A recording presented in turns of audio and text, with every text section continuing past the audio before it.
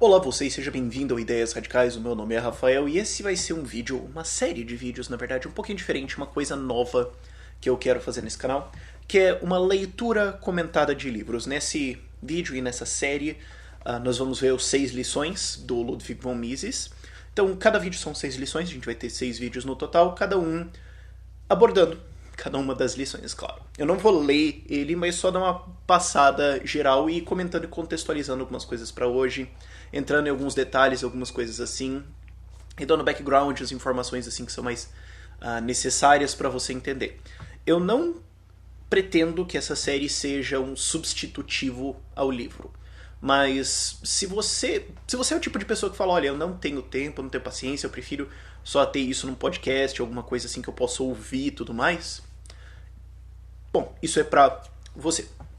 Eu sugiro ainda que você leia o livro, mas isso é uma forma de gerar interesse e também de ajudar as pessoas a entender. O 6 Lições é um livro fácil de entender, mas alguns livros podem ser um pouco mais complexos. Eu quero fazer isso ainda com o livro do Rothbard sobre a crise econômica de 1929, que é um livro bem técnico, então vamos lá, esse é o teste. O livro está disponível de graça no site do Instituto Mises Brasil, de graça, em PDF. Você pode baixar a versão digital dele, a versão para Kindle. Eu sempre leio em Kindle, na verdade. Esses livros aqui não são tanto, eu tenho mais aqui. Mas eles têm a versão em Kindle, a versão para outros e-readers e tudo mais de graça. E você pode também comprar o livro físico. Aí sim não é de graça, porque é um bem escasso. Bens escassos tendem a ter preços. Mas primeiro um pouco uma introdução do livro. O livro, na verdade, os 6 lições, o motivo por que eu tô começando com ele, porque eu gosto dele, é que ele não é realmente um livro. Ele não foi escrito como um livro. Ele é, na verdade, 6 palestras que o Ludwig von Mises deu no fim dos anos 50 na Argentina. E um pouco de contexto no livro. Nessa época, o Perón acabava de ser expulso e a Argentina, o povo argentino e a academia argentina estavam um pouco perdidos de, peraí, foi agora, a gente tentou... Porque a Argentina tem uma história curiosa. Ela é o país que era rico, no começo do século XX, eles eram um país rico. E daí eles falaram, vamos ser socialistas, e daí eles empobreceram. E daí todo mundo ficou, ué, esse fenômeno estranho, né? Um pouco curioso que isso aconteceu. E no fim dos anos 50 eles estavam um pouco perdidos. Quer dizer, a gente vai fazer o que agora? A gente tentou intervencionismo, tal, protecionismo, viva a Argentina, nacionalismo... Deu errado. E agora? Como que a gente faz? Tem outra coisa? E eles chamaram Ludwig von Mises. Ele deu algumas palestras lá, foram 6 palestras, e é o compilado disso. Se você nunca leu o Mises, eu não gosto muito dele do jeito que ele escreve, porque o pior livro em termos de escrita dele, em conteúdo é ótimo, mas em termos de jeito que ele escreve, é a Mentalidade Anticapitalista, porque ele parece muito ranzinza. Ele parece muito... A impressão que eu pego, pode não ser pra você, mas parece que ele tá muito ressentido. Ele tá ali tipo... Esses malditos socialistas... Sabe, eu não pego isso do Jeffrey Tucker. O Jeffrey Tucker, quando eu leio o que ele escreve, parece tão alegre, sabe? Mas... E você pega isso em outros livros do Mises. O Mentalidade Anticapitalista é o maior exemplo disso. Mas, por exemplo, no liberalismo... No livro Liberalismo, você também pega um pouco de condescendência, um pouco de... Mas nesse livro, como é uma palestra, ele tá muito mais calmo. E ele tá...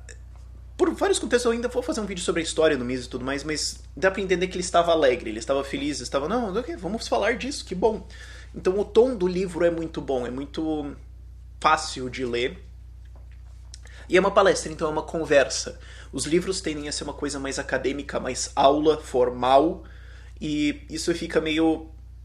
Para algumas pessoas é travante, é aquela coisa empacada, sabe? E uma conversa me parece que fica muito mais fácil. É o jeito que eu gosto de escrever e é o motivo por que eu faço esses vídeos. Eu acho que essa conversa, assim, fica mais leve de ouvir. Você pode ir, assim, não é maçante, não vai cansando você.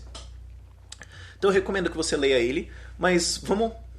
Esse corolário, tá? Esse prefácio dado. Eu sempre confundo corolário e prefácio. Também confundo analogia e metáfora. Isso é uma coisa... Sei lá, na minha cabeça... Sabe aquelas coisas assim que você tem dificuldade em... Então... Enfim. A primeira lição dele, a primeira palestra dele, foram 6 palestras. A primeira palestra dele, é claro, é sobre passarinhos. É sobre capitalismo. Ele sempre foi um defensor do capitalismo, sempre foi um defensor do liberalismo.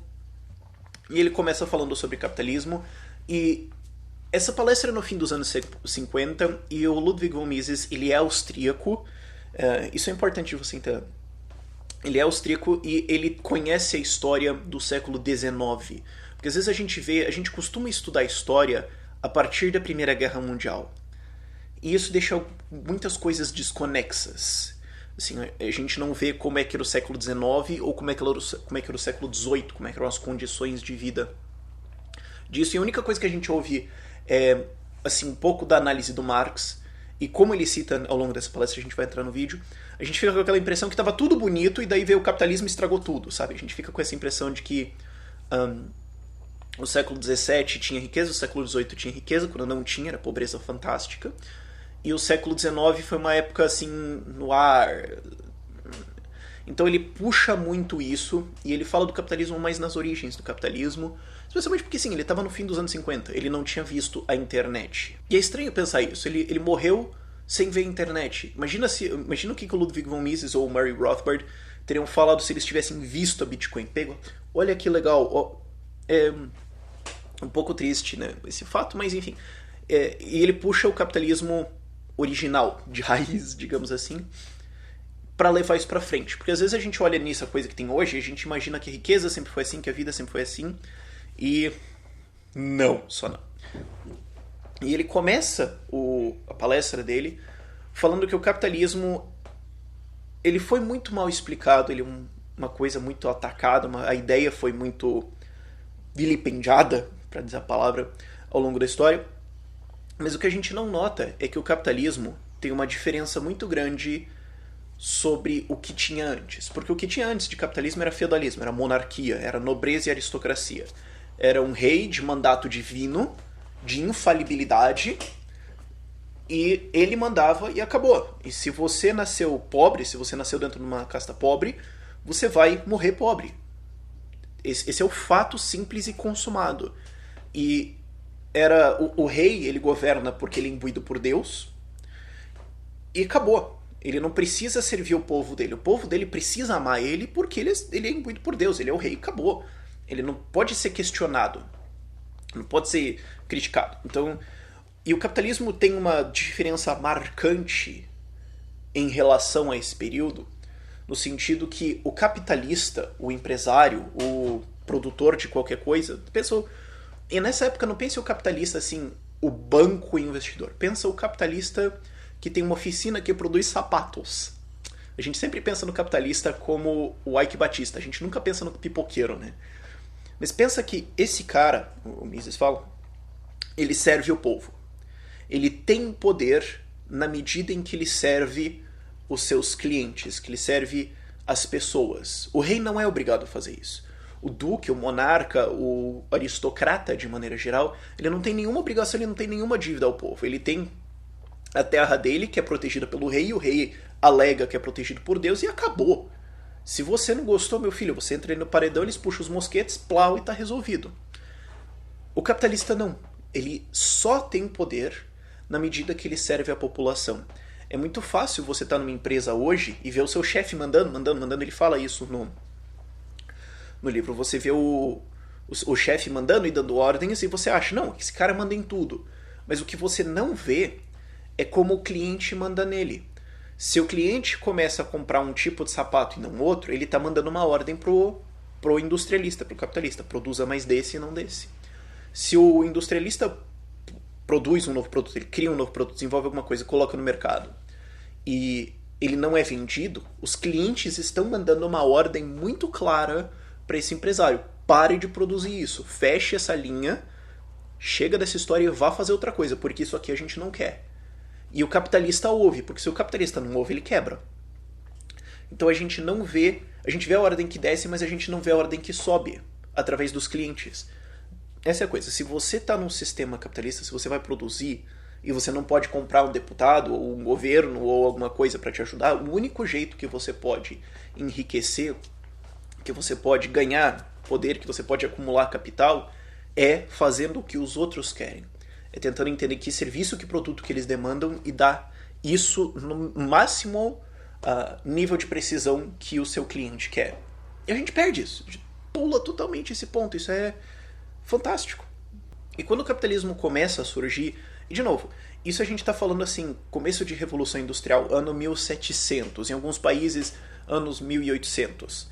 Isso quebra o status quo, porque isso permite que uma população que até então era pobre, não servia para fazer nada, era só mão de obra em fazendas da aristocracia, que era isso que você podia fazer, você planta pro rei. Você não tem terra. Em alguns países a lei não permitia nem sequer que um não nobre tivesse terra. E agora você tem uma quebra desse status quo, desse jeito da sociedade se organizar, e agora, ao invés de... Ele fala isso. Ao invés de você ser um artífice que produz sapatos super bonitos e desenhados para a rainha, ao invés de você ter artífices que são mais ricos, eles não são a plebe, artífices mais ricos produzirem lá em cima para a aristocracia, você tem uma galera um pouquinho abaixo produzindo para a galera mais abaixo ainda. Na época isso era uma puta mudança. Porque na época era você tenta vender alguma coisa para quem tem dinheiro. Quem? A aristocracia e o rei. Até que alguém sacou, não, pera, eu posso vender para baixo. Eu posso vender um sapato mais barato, eu posso vender roupas mais baratas. E aí você tem essa quebra de como a economia era organizada, como a sociedade era organizada, de repente você tem pessoas ascendendo.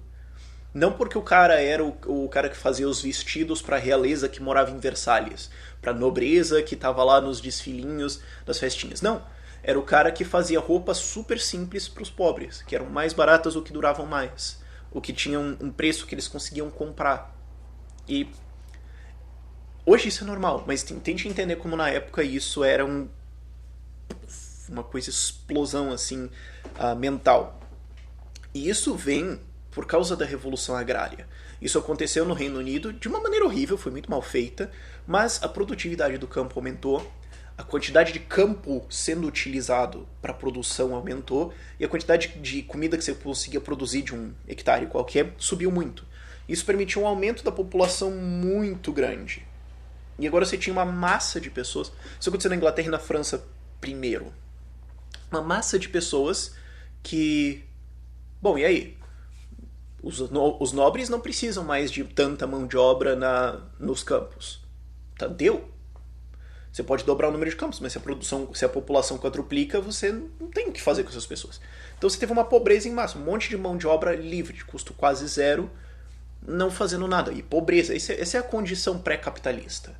Esse é o grande mito que tem, que não, tava tudo bem, sabe, você tinha o feudalismo, a nobreza, tudo bem, todo mundo tava rico, todo mundo tinha uma qualidade de vida boa, as pessoas que trabalhavam no campo trabalhavam de quarta até sexta-feira e no resto eles ficavam correndo pelo campo alegremente, e daí veio o capitalismo e jogou todo mundo na fábrica para trabalhar turnos de 22 horas. É isso que tem gente que acredita, não é? A condição de vida nos anos 1700 era miséria quase total generalizada para a enorme maioria da população. Só que aí você tem essa mão de obra livre que, como eu falei, começa a produzir coisas pequenas, começa a virar artífices, começa a se organizar. Não, fazendo pequenos negócios aqui, vamos fazer pequenas coisinhas aqui, tentar produzir uma coisa ou outra. E esse é o começo da sua primeira centelha do capitalismo. E ele cita uma frase que eu não vou ficar citando tantas coisas, na verdade essa é a única citação que eu tenho desse vídeo inteiro, mas é que ele fala que o desenvolvimento do capitalismo consiste em que cada homem tem o direito de servir melhor ou mais barato o seu cliente. E é isso, eles começam a pensar, pera, não dá para produzir no campo, então vamos produzir outra coisa. O quê? Qualquer coisa. O quê? O que as pessoas querem. Porque a nobreza já está satisfeita. Então, o que seria o capitalismo? É a medida, o jeito em que todas as pessoas têm o direito de servir o outro. Não há troca. E aí todo mundo fica mais rico. É isso que a gente vai ver ao longo do vídeo. E depois, lá no capítulo também sobre investimento, como isso gera riqueza, como esse é o processo. E aí você tem um processo na Inglaterra que que é o fim da Revolução, né? Hoje, na época que ele estava dando essas palestras, a população inglesa subiu de 6 milhões de pessoas para 50 milhões de pessoas. Você tem 44 milhões de pessoas a mais ali. num padrão de vida muito mais alto, muito inimaginavelmente mais alto do que o ano 1700, e em grande parte maior do que a nobreza de 1700, do que a aristocracia de 1700. Quer dizer, isso é o que o capitalismo fez na Inglaterra. Você teve uma população que era mendigo profissional, milhões de pessoas, mendigos profissionais, toda uma fatia da população, e agora você tem uma população quase 10 vezes maior, na época que ele estava dando a palestra, hoje ainda mais, num padrão de vida altíssimo, hoje ainda mais alto. Ué, porque tem aquele mito, né? Não, porque o capitalismo é onde o rico rouba do pobre. Não é a teoria do socialismo, mas muita gente tem isso na cabeça porque aprende errado e o socialista não se dá o trabalho de corrigir porque é conveniente para ele que você acha isso. Mas as pessoas têm essa ideia que não, é o jeito que os ricos roubam dos pobres. Ué, mas como é que 6 milhões de pessoas roubaram um do outro e viraram 50 milhões mais ricos? Eu não tô entendendo. Como é que funciona isso? Não é uma explicação adequada. E ele fala, não, e tem gente que é contra esse sistema. Tem gente que é contra um sistema capitalista. E ele fala, não, mas é porque essa pessoa acredita... Quer dizer, como é que essa pessoa poderia acreditar que ele estaria nos 10% que estariam vivos hoje? Porque hoje essas 44 milhões de pessoas que ele cita, à época, no fim dos anos 50, na Inglaterra, fala, essas 44 milhões de pessoas hoje vivem por causa do capitalismo. O cara que critica, ele tem que primeiro acreditar que ele estaria nos 6 milhões que ainda estaria vivo. O que não é muito provável. Estatisticamente não é muito provável. E eles dariam uma qualidade de vida infinitamente melhor. Isso é ser contra o capitalismo. Eis o que o capitalismo fez, Você não gostou? Mesmo? Você tá reclamando? Desculpa, eu não tô entendendo. E o que ele faz depois, ainda nessa palestra, é analisar de onde veio a crítica ao capitalismo. Quem que não gostou do capitalismo no começo? E a resposta já tá dada, foi a aristocracia. A aristocracia que ficou puta da cara com isso. Por quê? Porque primeiro que quebrou a ordem social, quebrou a ordem de nobres imbuídos por Deus, com seus títulos, com suas terras mandando. Peraí, agora tem uns caras que são ricos? A minha família tá aqui plantando trigo há 500 anos, a gente lutou por esse condado, por esse ducado, 35 vezes ao longo dos últimos 300 anos. Aí vem esse plebe sujo, coberto de lama, começa a produzir sapato e fica mais rico que eu. Que história é essa? Foi a aristocracia que não gostou. Foram os nobres que ficaram incomodados. Mas aí o que realmente incomodou a aristocracia, o que realmente pegou mesmo, foi que pegou no bolso, pegou onde dói. Porque qual era a condição da época? Qual que era o normal? Era a maioria das pessoas trabalhar no campo, como eu já falei, por salários horríveis, o tempo todo. E de repente você poderia ir trabalhar nas cidades, numa fábrica, ia trabalhar horas muito parecidas, ia trabalhar um tempo muito semelhante, mas o salário era muito melhor, as condições de vida eram muito melhores. Então o que acontece? As pessoas foram embora. Elas começaram a sair do campo, primeiras pessoas, provavelmente as mais instruídas, porque era quem sacava isso melhor, os melhores trabalhadores, foram embora para melhores salários nas cidades. Ah, mas eles iam trabalhar turnos pesados. Sim, eles iam trabalhar turnos pesados. Eles já trabalhavam turnos pesadíssimos no campo. Se você já trabalhou no campo, você sabe do que eu tô falando. Se você já foi para uma fazenda e viu como é que é a história, você sabe como é que funciona. E era todo dia. Então você trabalha mais ou menos a mesma quantidade de horas, a mesma quantidade de esforço, mas recebe um salário melhor, tem uma condição de vida melhor. Ainda condições ruins que a gente veja hoje nos dois lados, mas condições melhores. Você tinha pela primeira vez em séculos um melhoramento da qualidade de vida humana. E isso força o quê? Isso força a aristocracia a pagar salários maiores. Aí os caras ficaram putos. Aí eles não gostaram, porque daí bateu no bolso. Quer dizer, a gente continuou produzindo a mesma coisa, mas agora tem que pagar mais para os trabalhadores? E aí, como toda boa nobreza que quer se manter no poder apesar do enriquecimento das pessoas, o que aconteceu foi que a nobreza e a aristocracia inglesas recorreram ao governo. Eles criaram uma política de land and seed, onde eles basicamente davam Bolsa Família para os trabalhadores que ficavam no campo. Os trabalhadores recebiam, além dos salários mais baixos da cidade, eles recebiam comida. Foi basicamente um jeito de tentar enganar os caras para ficarem no campo, para tentar segurar o desenvolvimento de salários e o desenvolvimento e enriquecimento da população que estava sendo puxado pela Revolução Industrial.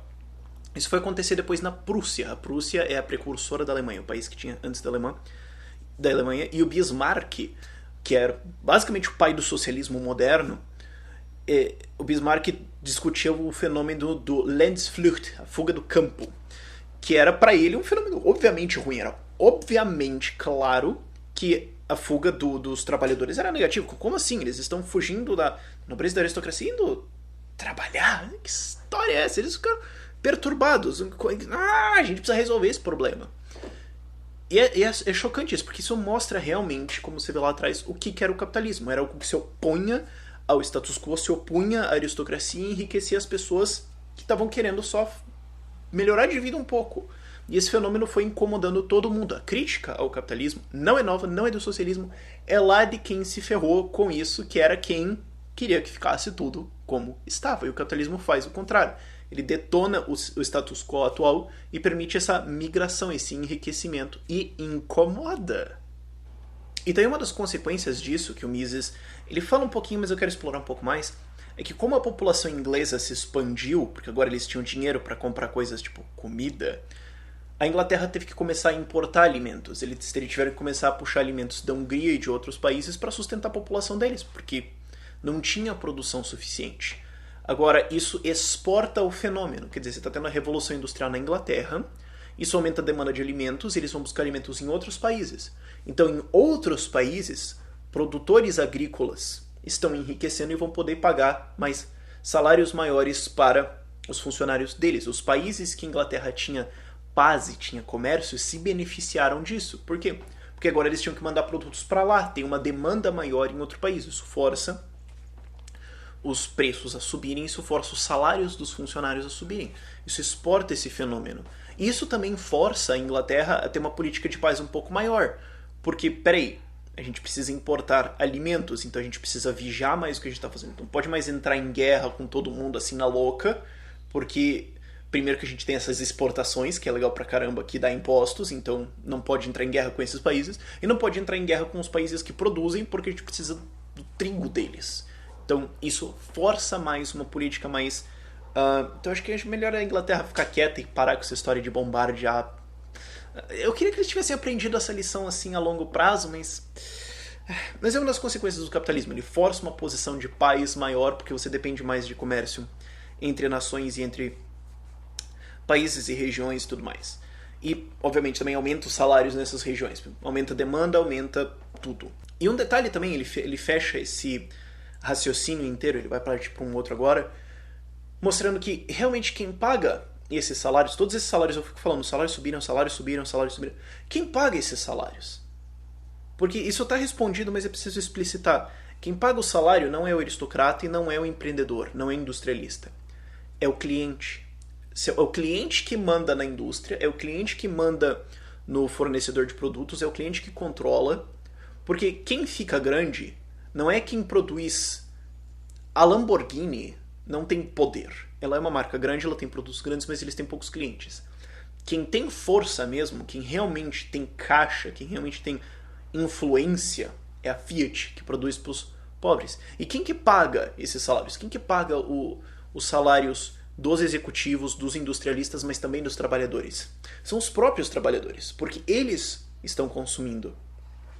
Agora não é você tentar pegar algum dinheiro da aristocracia ou alguma coisa assim, produzindo alguma coisa para eles. Eles estão lindos. Não, agora os trabalhadores estão realocando dinheiro uns com os outros. Alguns estão se especializando e produzindo coisas melhores a um preço mais baixo. Isso permite uma divisão de trabalho. Ele não entra nisso nesse livro, mas isso é divisão de trabalho. Bom, então ao invés de todo mundo tentar se ferrar sozinhos, o que acontece é que você produz sapatos, você planta, você produz pano, você produz isso, você produz vinho, você faz... E troca. Preços descem, qualidade sobe e um está mandando dinheiro para o outro. É um sistema de redistribuição de recursos excelente, totalmente descentralizado, que o governo jamais seria capaz de fazer, que a aristocracia não conseguia nem entender o que estava acontecendo na época. Mas a verdade é que um trabalhador estava pagando para o outro, de uma maneira indireta, através do sistema de comércio, através do sistema de mercado. Mas era uma pessoa de classe baixa pagando outra. Aí, fechado isso, ele dá uma abordada em Marx, porque Marx é a referência do capitalismo, é quem cunhou o termo capitalismo, que a gente usa ainda. E o que o Mises fala é... Bom, o Marx ele acertou uma coisa. Você tenta bastante, né? Você escreve vários livros assim, você vai acertar alguma coisa. E o que ele acertou foi a origem do capitalismo. que é o acúmulo de capital. Ele acertou o que dispara esse fenômeno, o que começa a fazer essas engrenagens rodar. E ele cunhou de capitalismo porque é o acúmulo de capital. O Mises concede isso, é verdade. O problema é que ele errou todo o resto. O problema é que a partir disso o Marx não conseguiu construir nenhum raciocínio decente, todas as previsões dele erraram, e ele falhou em entender o que esse acúmulo de capital significava. Mas pelo menos ele sacou isso. O que acontece, e isso o Mises depois vai formalizar, antes, né, ele tem formalizado isso nos livros dele que são mais acadêmicos, é o que ele chama de preferência temporal, o que a escola austríaca de economia chama de preferência temporal. Quer dizer, você prefere gastar o seu dinheiro agora ou depois? E quando você gasta depois, você está economizando. É você acumular capital. Você tem uma certa quantidade de dinheiro e você ganha mais, então esse tanto que você ganha mais você economiza. Ou você tem uma certa quantidade de dinheiro e a indústria se desenvolve de maneira tal que o preço das coisas cai para isso. Então esse capital agora você tem sobrando. Quer dizer, ou você enriquece ou as coisas custam menos. O fato é, sobra dinheiro. E você economiza ele. Você retém ele, você guarda ele para depois. Você está guardando para o inverno, digamos assim. Você faz um estoque de dinheiro. E quando você guarda isso, com você é muito difícil de você fazer isso. Mas quando você guarda isso numa instituição, num banco, esse banco não vai ficar só com esse dinheiro. Ele vai repassar ele. Ele vai repassar esse dinheiro para um investidor, para um industrialista, para um empreendedor. E o que está acontecendo aqui na prática? Claro, tem um sistema, o banco te paga uns jurinhos, cobra um juro ainda maior do cara que ele está emprestando e assim o banco lucra. Isso aqui é assim que o banco opera. Deveria ser, né? Hoje, com o sistema de moeda fiduciária, a gente tá uma palhaçada gigantesca. Mas naquela época era assim, idealmente deveria ser assim.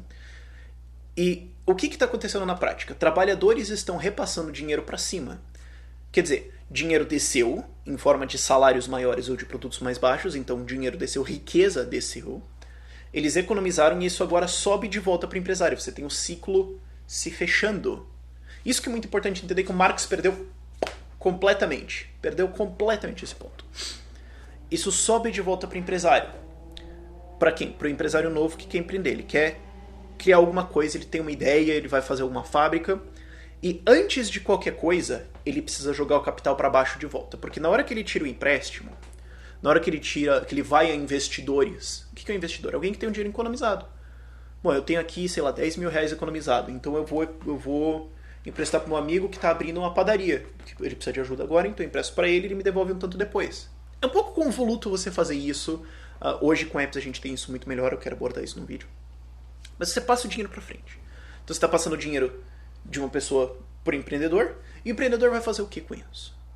Ele vai passar de volta, ele vai passar para baixo. Por quê? Porque ele compra matéria-prima e trabalho.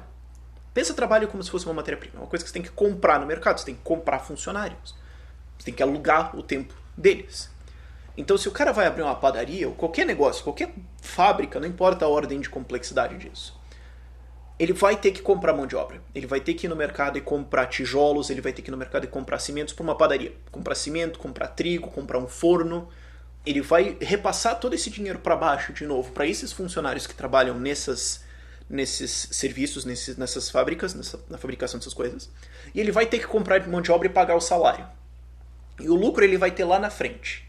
E isso é uma coisa que o Bombover que sacou, que também é um economista da escola austríaca, que é a refutação completa da teoria de mais-valia do Marx. Que é você paga menos que recebe. Não, você paga agora para receber depois. É um empréstimo. É só que ele não parece um empréstimo. O empreendedor tirou um empréstimo aqui e ele está pagando o funcionário agora para ter um retorno que ele pode ter ou não depois. E se ele não tivesse retorno, de qualquer forma, ele jogou dinheiro para baixo. Ele jogou dinheiro para quem produz tijolo, para quem produz forno, para o empregado dele. Ele fez o ciclo rodar de novo. Agora a questão é se ele vai ter lucro. Se ele tiver lucro, o que isso significa?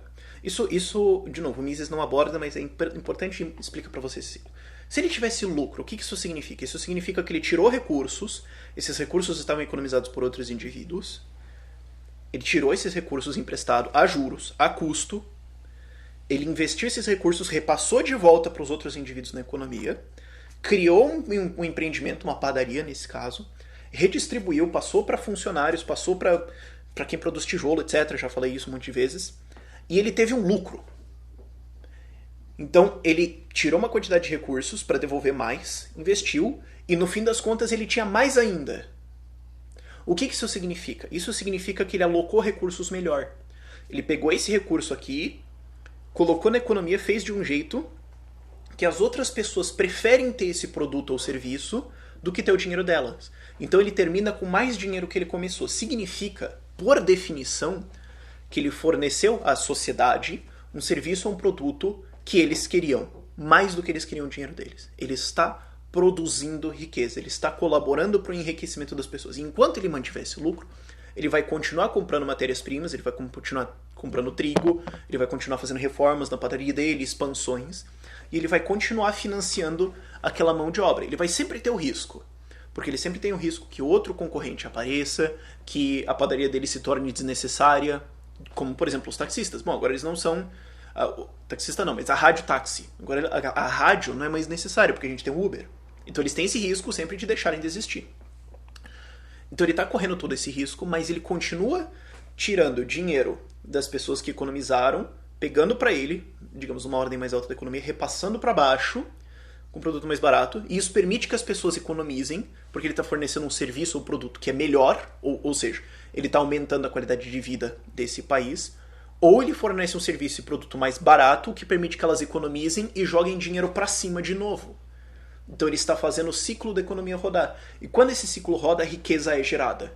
É assim, e somente assim, que você pode ter um país, um povo, uma população, o mundo enriquecendo. Assim e somente assim que você consegue fazer riqueza. E isso é o capitalismo. Pessoas economizam, joga para cima, cara produz. Quanto mais esse ciclo roda, quanto mais ordens de complexidade para cima ele tem. Depois você tem sapato, depois padaria, depois roupas, aí você tem carros, eventualmente você chega em espaçonaves. Quanto mais alto isso tem, quanto mais esses ciclos são permitidos rodar, mais essa pirâmide sobe para cima. E o Marx perdeu isso completamente. O Marx errou feio isso. Por quê? E ele cita... Os marxistas tinham... Hoje eles ignoram, hoje eles fingem que isso não aconteceu. A gente não falou, tá lá, né, mas Eles tinham a lei de ferro dos salários. Que é o quê? Ele aponta isso na palestra dele. Que é... Bom, tem os salários aqui. Aí se eles aumentam, essas pessoas vão ter mais filhos. Essas pessoas são mais... Esses filhos a mais entram na força de trabalho e isso baixa o valor dos salários. Então, a definição marxista seria que os salários vão sempre ficar no salário de sobrevivência. Ele sempre vai tender para o salário de sobrevivência, porque se ele sobe um pouquinho, a população aumenta e daí ele desce de novo. E ele errou isso. Por quê? Porque se os salários aumentam, ele não pensou nisso. Você tem um aumento de riqueza. Então a condição de vida melhorou. Você vai ter mais pessoas, elas vão entrar na economia, os salários vão subir de novo e a qualidade de vida vai cada vez mais subir. O Marx perdeu isso totalmente. Voou para ele esse ponto. E é aí que ele se ferra. Porque essa é a coisa, essa é a lição central. Esse é o formato do capitalismo. É um formato que permite que pessoas realoquem recursos entre um com o outro, formas livres de trocas, isso gera investimento, economia roda e riqueza. E é assim que você produz riqueza. Ele termina dizendo isso. Porque ele está no fim dos anos 50, digamos, de novo. Ele fala do milagre alemão. Porque a Alemanha cresceu fantasticamente depois da Segunda Guerra Mundial. Por quê? Porque na Primeira Guerra Mundial era um bando socialista. Entre a Primeira e a Segunda era um bando de socialista. E na Segunda Guerra Mundial era um bando de socialista. Tudo que a Alemanha fez foi aplicar os princípios de livre mercado e de capitalismo e deixar a coisa rodar. Pós-guerra. Era em 47, 8. Você teve um milagre alemão. Foi o quê? Bom, então vamos tentar capitalismo. Putz, todo mundo enriqueceu. Nossa, que milagre! Quer dizer, é quase um sarro, né? Quer dizer, a galera não consegue entender que é só capitalismo, gente. Não é difícil. Libera o capitalismo, todo mundo enriquece e tem gente que chama isso de milagre. Não é. É simples. Essa é a primeira lição do Mises sobre o capitalismo e no próximo vídeo, amanhã, no caso, nós vamos falar sobre a segunda lição dele, que é o socialismo. Tchau, tchau.